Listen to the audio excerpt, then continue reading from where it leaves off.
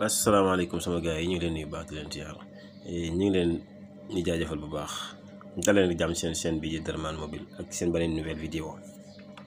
tey application yi nga xam ni application boo mën a installer sa téléphone li mu lay laaj autorisation pour nga autoriser sa appareil photo nga xam ni ñoom dañu am accès ci sa photo directement mën nañ jël sa photo te doo ko yëg tout le temps mën nañuy am say photo ci autorisation boobu noonu parce que yaa ko autorisé yaa leen ko may mën nañ am say photo tout le temps te yow doo ko yëg doo ko bàyyi xel bu ko defee vidéo boobu lañ bëgg indi tey naka ngay def ba bloqué yooyu noonu bu ko defee nga bàyyi ci quelques yi nga xam ne si da nga koy utiliser yu demee ni WhatsApp wala yeneen yi nga xam ne si daal doo fa mën a ñàkk yooyu rek nga bàyyi ko fa ay 3 wala 4 yooyu noonu rek bu ko defee yi ci des yëpp nga supprimer ko. Donc su fekkee yaa ngi soog a jot sama vidéo bi mën nga abonné fii nii après nga bës cloche de notification bi pour jot bépp vidéo pour loolu yomb na da ngay ñëw paramètre boo dikkee paramètre nga wër application et notification ñu ngi nii application et notification nga cliquer ci kawam boo cliquer ci kawam nga xool fi ñu bind gestion d'autorisation nga cliquer ci kawam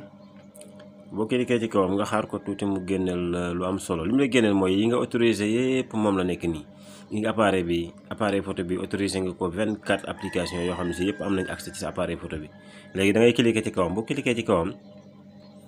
mu génneel la application yi nga autorisé gis nga appareil photo bi autorisé nga ko Google Chrome da nga koy désactiver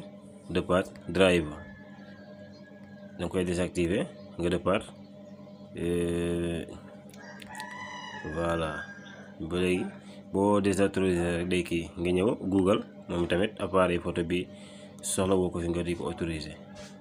voilà bu ko defee rek noonu nga koy toppee nga dindi ko benn par benn nga xool bépp application boo xam ne si intéressé wala amul dara loo fay utiliser sa appareil photo nga désactiver ko. lu demee ni Google Chrome Drive ak Google yu bëree bëri daal amaluñ la njariñ nga bàyyi fi quelques applications yoo xam ne si mënoo ko ñàkk yu demee ni WhatsApp TikTok Google YouTube ak Instagram yooyu noonu bu ko defee yi ci des yëpp nga dindi leen. foog naa loolu moo nekkoon vidéo bi su fekkee neex na nga bañ ko fàtte wax ñu ko ci commentaire yi ak like yi bañ ko fàtte encouragement yi encore ñu ngi ci jaajëfal asalaamaaleykum wa rahmatullah.